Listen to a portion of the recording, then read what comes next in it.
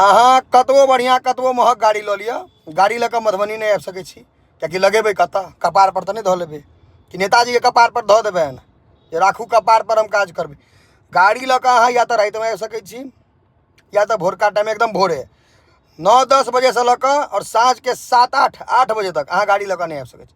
ओहोमे रोड छनि इनका सबके 8 फीट 10 फीट चौड़ा, ओहियोमे दुकान तुकान रहै छै रोड पर, पार्किंग नहीं छनि, आ ओहियोमे 1 वे कऽ देथिन। आ सपना की जे 4 लाइन बने, जो रोड के तो चौड़ा करू, 30 फीट तक तो रोड चौड़ा नहीं है, 4 लाइन कतऽ बनेबै? बाप रे, तो अकच्छ छी अहाँ सब गोटा। बताओ जे मधुबनी में कत्तो पार्किंग बुझल अहाँ सबके जे पार्किंग छै? नहीं कोनो दुकान वाला लग छै, ककरो लग छै कनी मनी लग, नहीं दुकान वाला लग अपन निजी पार्किंग छै, आ नहीं सरकार नेताजी सब कोनो व्यवस्था कर रहल छथिन। अहाँ के मधुबनी में ई महिला कॉलेज से जे थाना मोड़ रोड जाइए ओहिमे छी, और एतऽ पार्किंग नहीं छै, और सब गोटा एते गाड़ी पार्क करे छथि। हम करी या कोई करत, हमहूँ हमर गाड़ी पाछू पार्क के देखियो ई पार्क केने छथि। मधुबनी में पार्किंग नहीं छै, ओहि दुआरे रोड साइड में पार्क होइ छै। तो हमहूँ अहाँ के एते पार्क केने छी, और सब रोडे साइड में ई नाला छै, दुआरे पार्क कयल छै।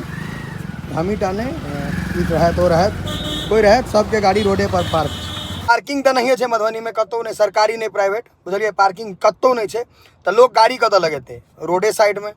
और रोड कतौ 30 फीट चौड़ा नहीं है जो तो रोड साइड में गाड़ी लगा दिया, लगेबै तो जाम भ जायत। अगर अहाँ मधुबनी में गाड़ी खरीद रहल छी और मधुबनी के शहर के अंदर में आबि रहल छी गाड़ी लऽ कऽ, तो अहाँ गधा छी, बेवकूफ छी सरकार के नज़र में, कियाकि रोड नहीं है नहीं पार्किंग है, तो अहाँ गाड़ी कतऽ लऽ जेबै?